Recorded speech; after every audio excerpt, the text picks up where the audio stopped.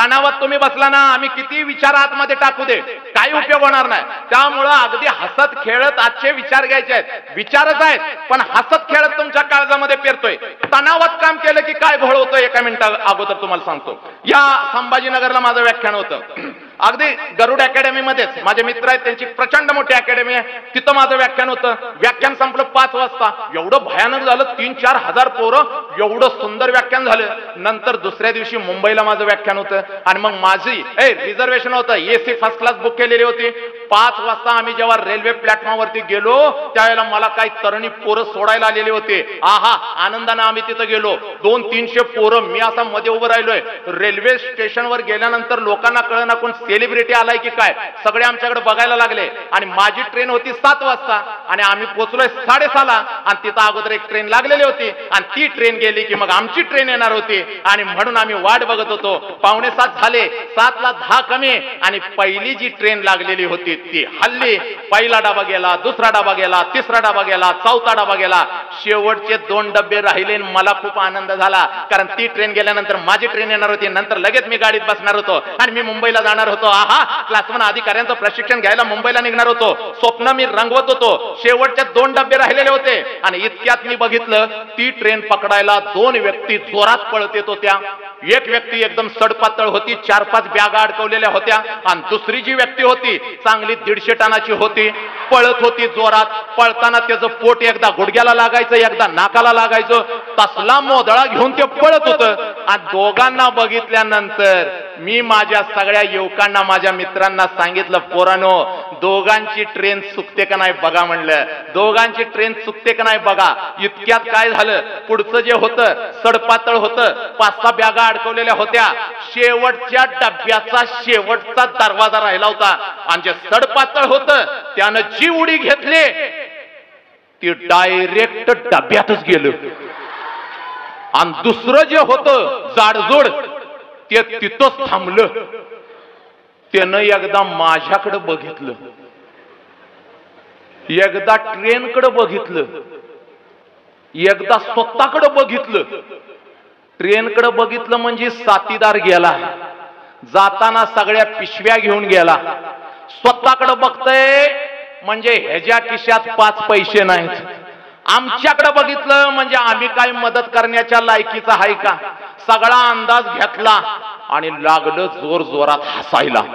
एवढ्या जोरात हसायला लागलं तसं माझ्या पायाखालची जमीन हल्ली. मी माझ्या युवकांना म्हणालो, अरे आजपर्यंत भारतभर 5000 व्याख्यानं आनंदी कसं राहायचं याची दिली, पण खऱ्या अर्थानं हा आनंदी माणूस आहे. मी आनंदी राहायचं कसं सांगितलं, पण या व्यक्तीकडे बघा, ट्रेन गेली, साथीदार गेला, जाताना सगळ्या पिशव्या घेऊन गेला, स्वतःकडे बघतोय म्हणजे याच्या खिशात पैसे नाहीत. एवढ्या अडचणी आल्या तरी सुद्धा हा माणूस हसतोय म्हणजे खरा आनंदी माणूस हाय. म्हटलं चला आपण जायचं आणि त्याला भेटायचं. पळत पळत गेलो, नमस्कार घातला. म्हणलं, वसंत अंकारे, युवा व्याख्याता, समाज परिवर्तन करा, आनंदी जीवनाचा साधक. साहेब, 5000 व्याख्यानं अखंड भारतभर दिली, आनंदी कसं राहायचं सांगितलं, पण खऱ्या अर्थानं आपण आनंदी आहात.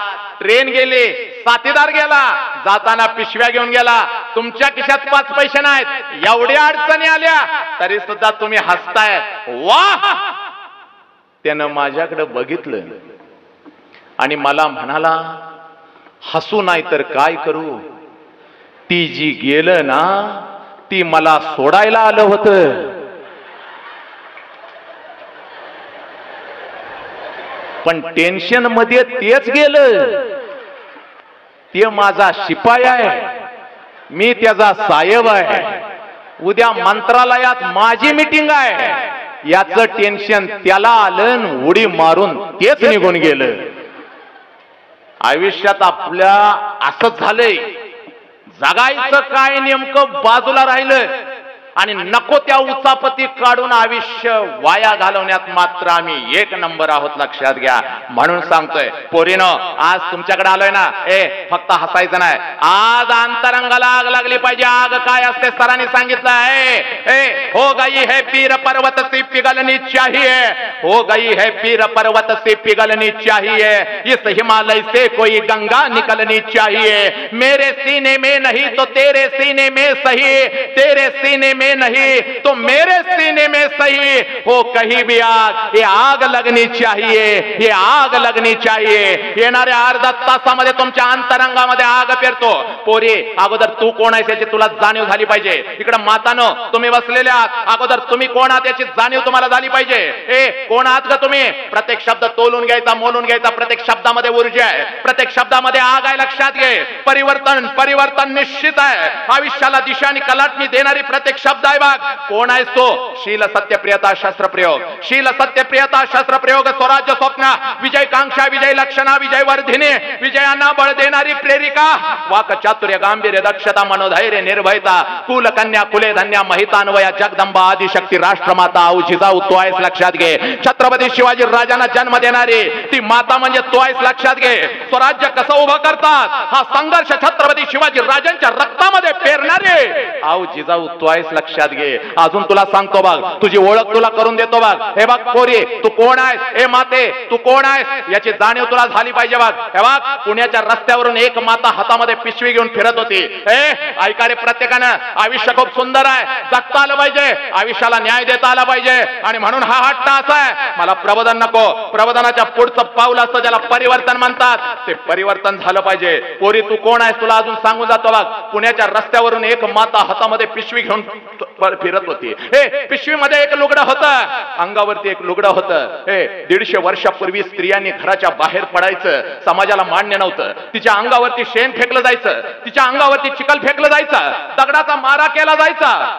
सगळं काही झेलत ती माता चालत राहिली, सगळं काही झेलत ती माता चालत राहिली. पुण्याच्या रस्त्यावरून चालत राहिली. भिडे वाड्यामध्ये जायची, अंगावरचं शेणाने आणि चिखलाने माखलेलं लुगडं दूर करायची, पिशवीतलं लुगडं अंगावरती चढवायचे आणि समोर बसलेल्या त्या 8-10 लेकींना शिकवायचे.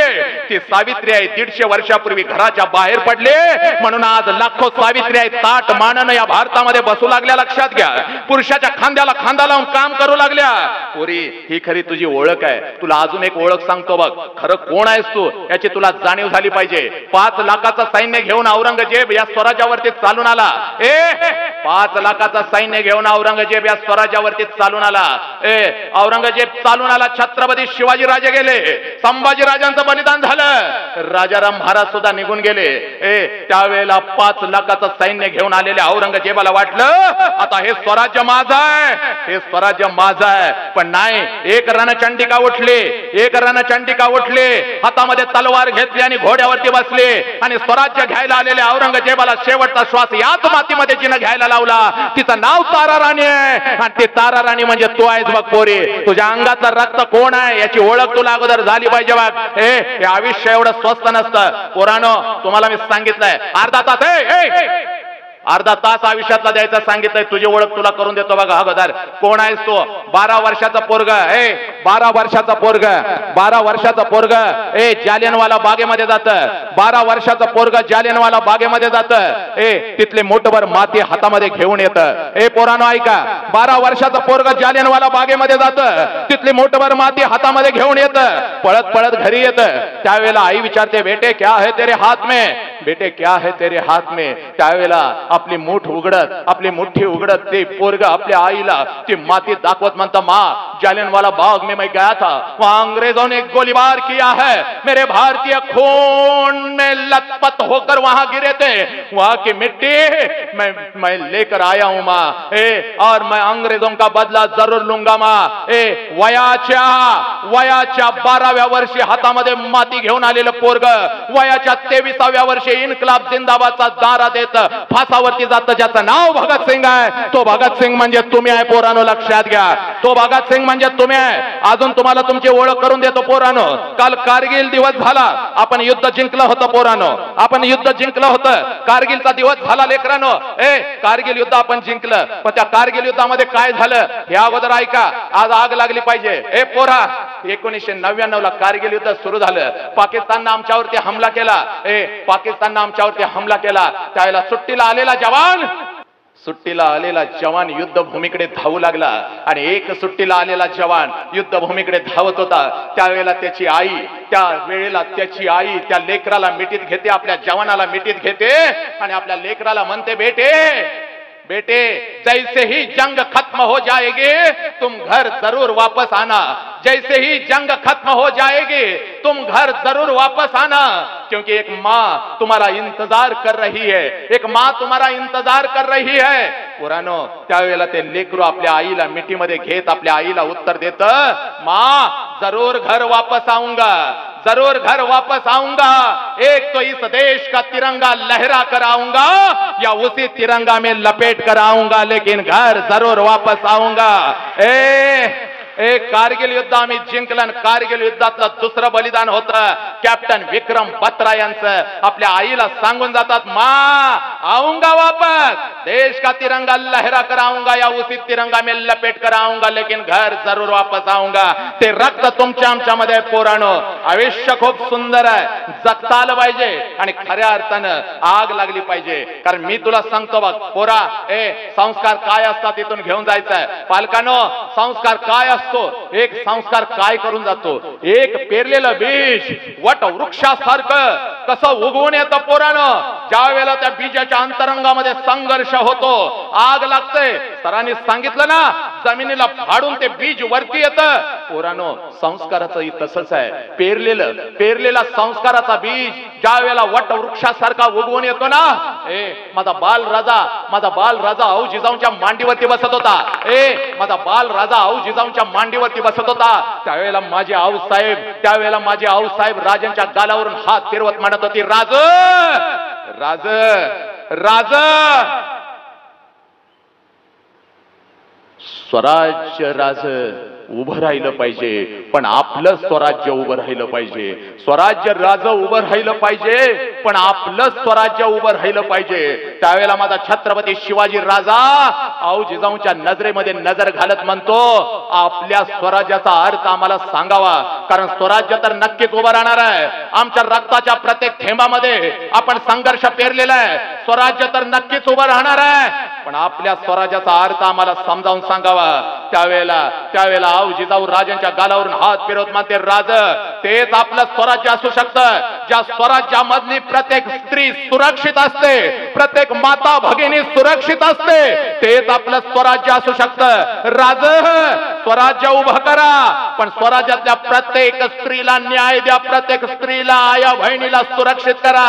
मातानो एक बीज पेरला होता संस्काराचा, उगवून आला, आणि जगातला एकमेव राजा छत्रपती शिवाजी राजा, जगातला एकमेव राजा छत्रपती शिवाजी राजा, ज्या राजानं आपल्या स्वराज्यातल्या आया बहिणींना, आपल्या स्वराज्यातल्या स्त्रियांना तर आया बहिणीचा दर्जा दिला, पण शत्रूंच्या स्त्रियांना आया बहिणीचा दर्जा देणारा जगातला एकमेव राजा, ज्याचं नाव छत्रपती शिवाजी राजा, ज्याचं नाव छत्रपती शिवाजी राजा. हा संस्कार एका आईनं पेरला होता, हा संस्कार एका शाळेने, खाली बसा, संस्कार एका शाळेनं पेरला होता. आणि म्हणून तुम्हाला सांगतोय, लेकिनो आलोय ना तुमच्यासाठी, तर तुमच्या अंतरंगामध्ये थोडीशी आग पेरून जाणार आहे. संस्कार काय असतो, आई काय असते, बाप काय असतो, शाळा काय असते, आयुष्य काय असतं, कुठं तर तुम्हाला कळालं पाहिजे, लक्षात घ्या. आणि म्हणून सांगतोय, तुमच्या आयुष्यातला अर्धा तास हा प्रबोधनाचा नाही, तर हा परिवर्तनाचा आहे. परिवर्तन झालं पाहिजे लेकिनो, परिवर्तन झालं पाहिजे. अरे ऐका, असा लेकरांच्यात उभं राहतो ना, त्यावेळेला मला माझ्या शाळेचे दिवस आठवतात.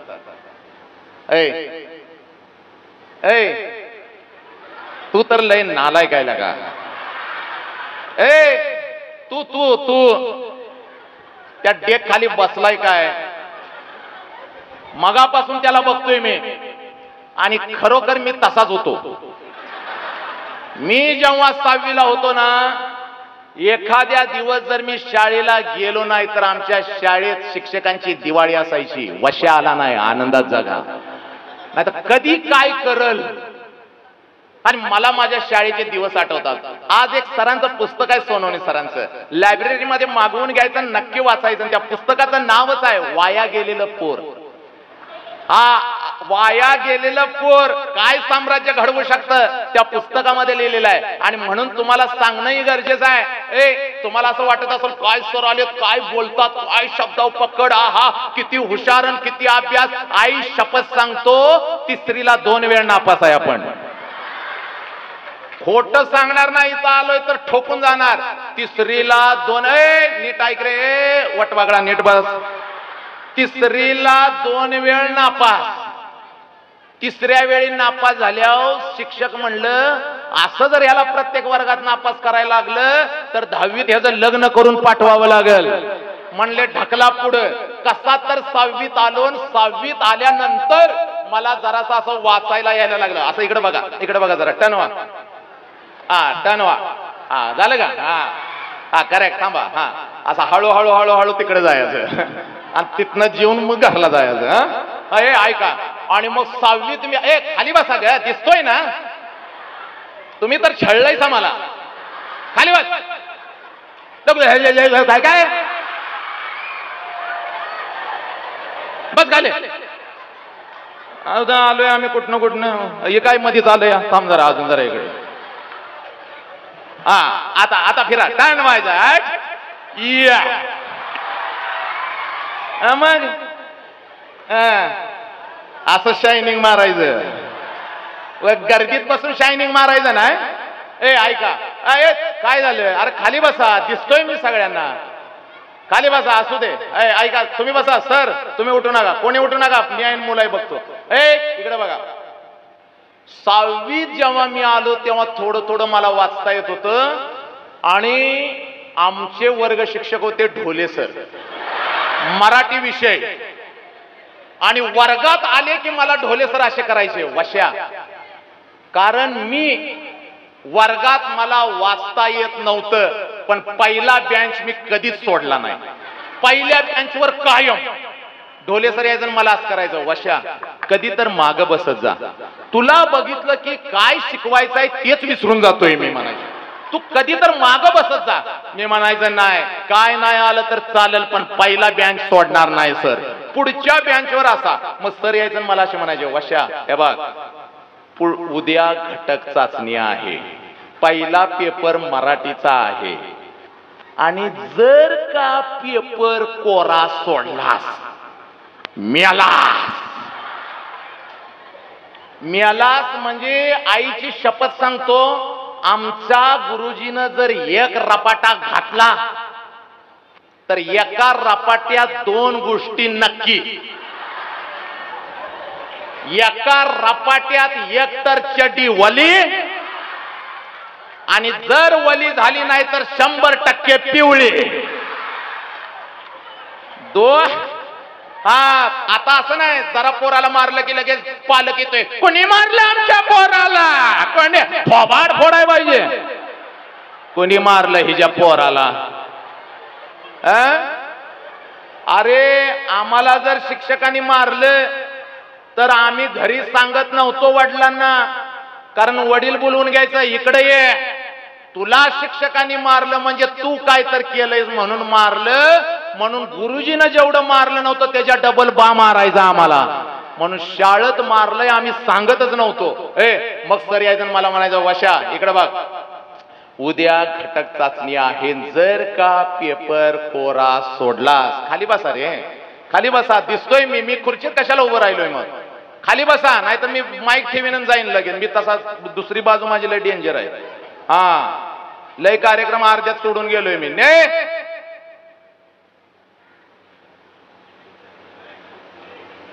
कोणी उठायचं नाही रे, नाही मी सांगितलं ना माईक ठेवून निघून जाईन. तुला कळतंय का? कधी येऊ तिथं वली नाही करणार, पिवळी नक्की करीन. ऐका, मग माझ्या डोक्यात प्रश्न यायचा, आता पेपरात लिहायचं काय? पण डोक्यात एकच, रात्रभर पेपर कोरा सोडायचा नाही. वर्गात जाऊन बसायचं, पेपर हातात आला की लिहायला सुरू करायचं. डोक्यात एकच, पेपर कोरा सोडायचा नाही. म्हणून संस्थेच्या नावाच्या वरती जी कोरी जागा असत्या तिथनं पेपर लिहायला मी सुरुवात करायची. कारण नियम काय आहे, पेपर कोरा सोडायचा नाही. संस्थेच्या वर जी कोरी जागा असतात तिथनं पेपर लिहायला सुरू करायचा, पेपर पाटपूट भरायचा. 20 पैकी मार्क पडायची 2 मार्क कुठं पडायची? जोड्या लावा. 5 इकडं पर्याय 5 इकडं, अशी अशी खाट मारायचं, चुकून जोड्या लागायच्या, 2 मार्क पडायची. आणि वर्गात एक आमच्या सुजाता शिंदे नावाची मुलगी होती. काय काय तेव्हा पण पुरी होत्या, आम्ही काय कुठनं वरनं पडलो होतो, तेव्हा पण पुरी होत्या लेखा. पण आम्ही मुलींची काळजी घेत होतो. तुमच्यासारखं उगाच थोबाड करून बघत नव्हतो. थोबाड फोडेन. ऐक पुढं, जरा आवाज वाढव रे, जरा आवाज दे, जरा दे आवाज. करेक्ट, थांब. आणि मग काय व्हायचं, तिला मार्क पडायची 20 पैकी 18.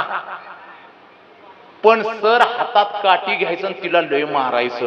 आणि मारत म्हणायचं, काय उपयोग आहे 18 मार्क पडून, 2 मार्काचं कोरं कशाला सोडलंय, त्या वर्षाचा पेपर बघ, 2 मार्क पडल्यात पण पेपर कसा भरलाय. तेव्हा मला कळालं, आयुष्यात मार्क पाहिजेत, पण मार्कांच्या बरोबर आत्मविश्वास पाहिजे. ज्या लेकराजवळ आत्मविश्वास, त्यानं यशाचा झेंडा गाडला म्हणून समजा. कारण 5000 व्याख्यानांच्या माध्यमातून लाखो विद्यार्थ्यांच्या पर्यंत पोहोचलोय. ज्यांना चांगले मार्क्स आहेत तीच मुलं आयुष्यात खचले, त्यांनीच आत्महत्या केली, त्यांनीच आई बापाला वृद्धाश्रमामध्ये टाकलंय. पण 10वीला 12वीला नापास झालेलं पोरग आणि संघर्षातून आलेल्या पोरानं आई बापाला देव मानलंय, लक्षात घ्या. आणि या जीवनामध्ये यशाचा झेंडा काढलेला आहे. कारण का, आत्मविश्वास. तिथं मी शिकलो, आत्मविश्वास पाहिजे. आणि मग सर काय करायचं, पेपर तपासून यायचं. पेपराचा गट्टा असा हातात असायचा, उन्हाळ्याचं दिवस, आणि सर स्वेटर घालून यायचं, थंडी वाजत असायची. मग मी सराला म्हणलं, सर काय झालं, आजारी पडलंय का काय. सर मला म्हणायचं, वश्या तू बरा, तुला निदान 2 मार्क तर पडल्या. त्या सध्याचा पेपर तपासताना जी थंडी भरून आल्या ती अजून गेली नाही. सकाळी ताप आला म्हणून देसाई डॉक्टरकडे गेलो. देसाई डॉक्टरनं 2 इंजेक्शन इकडं केली, 2 इकडं केली, तरी ताप जाईना. डॉक्टर म्हणला, असं काय खाल्लंय म्हणून ताप आला. म्हणलं, खाऊन ताप आला नाही, पेपर तपासताना ताप आलाय. सध्यानं पेपरात काय लिहिलंय हे देसाई डॉक्टरला जसं मी सांगितलं, त्या क्षणापासून देसाई डॉक्टर आजारी पडले. एवढं खतरनाक सध्यानं पेपरात लिहिलं होतं. आणि सांगणं गरजेचं आहे म्हणून सांगतोय. तर त्यावेळेला आम्हाला एक वाक्यप्रचार आला होता. वाक्यप्रचाराचा अर्थ सांगून वाक्यात उपयोग करा. वाक्यप्रचाराचा अर्थ सांगून वाक्यात उपयोग करा. आणि वाक्यप्रचार होता, रसातळाला जाणे म्हणजे काय. आता आपल्याला माहित आहे, रसातळाला जाणे म्हणजे नष्ट होणे, उद्ध्वस्त होणे, अस्तित्व संपून जाणे. पण सध्यानं लिहिलं, रसातळाला जाणे म्हणजे काय. सदा लिहितो, रसातळाला जाणे म्हणजे मटणवरती येणे.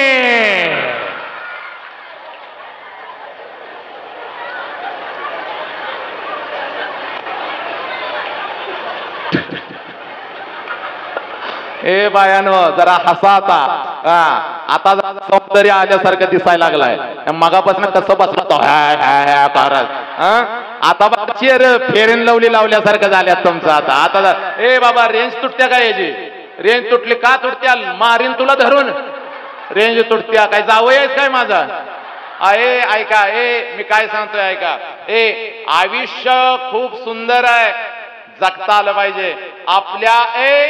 आपल्या अंतरंगामध्ये असलेलं कौशल्य ज्या वेळेला आपण बाहेर काढतो.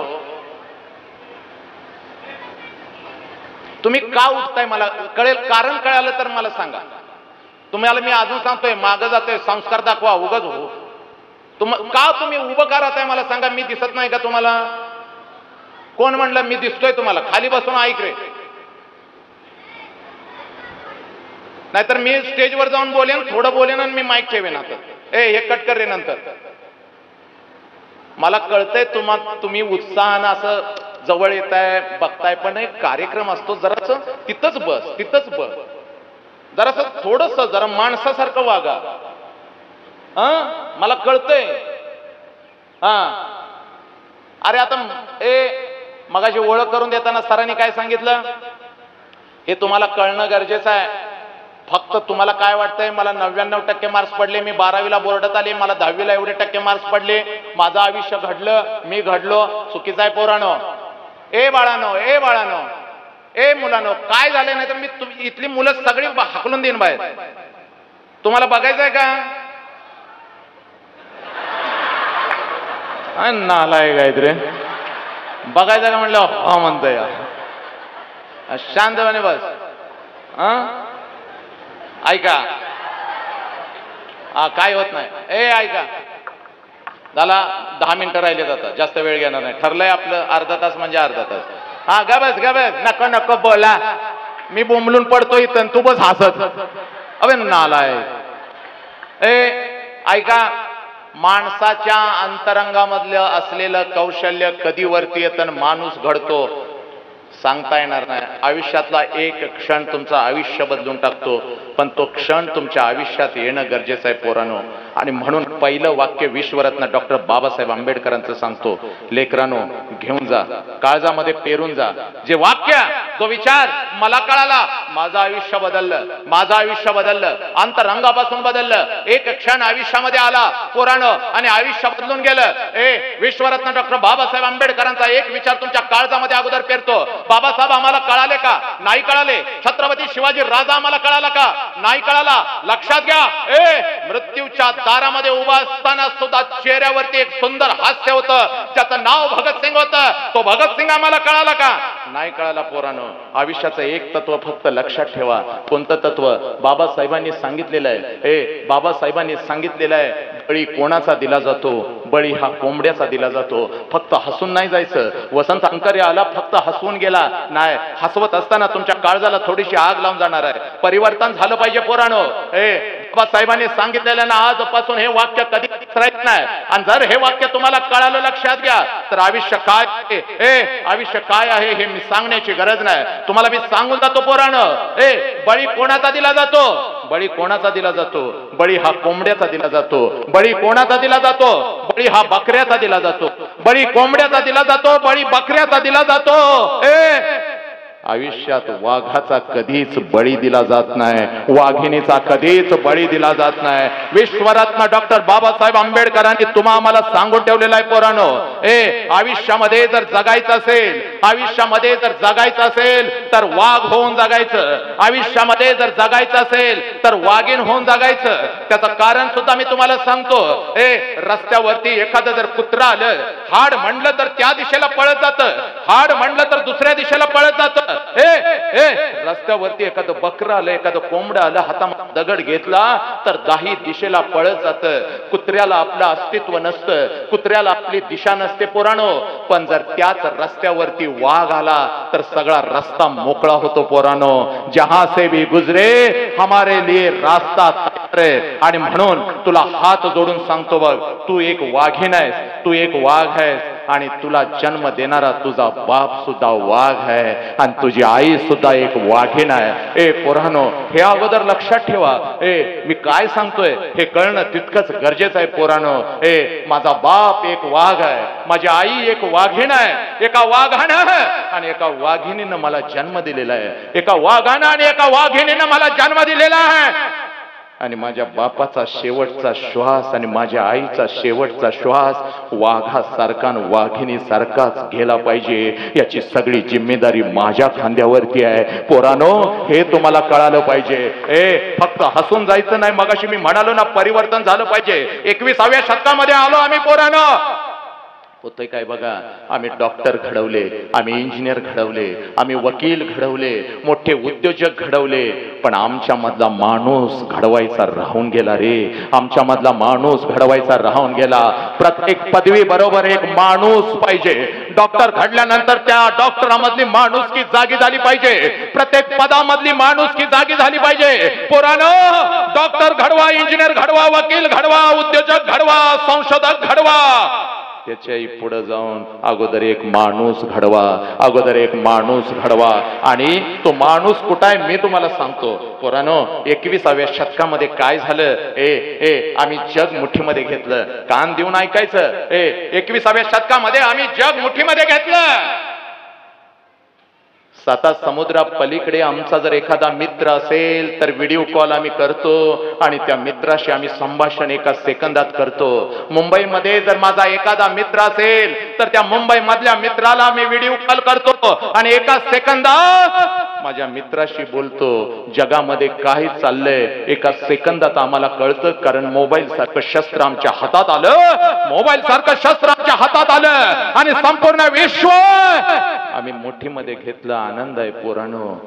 पण काल रात्री माझ्या आईला 102 ताप आला होता.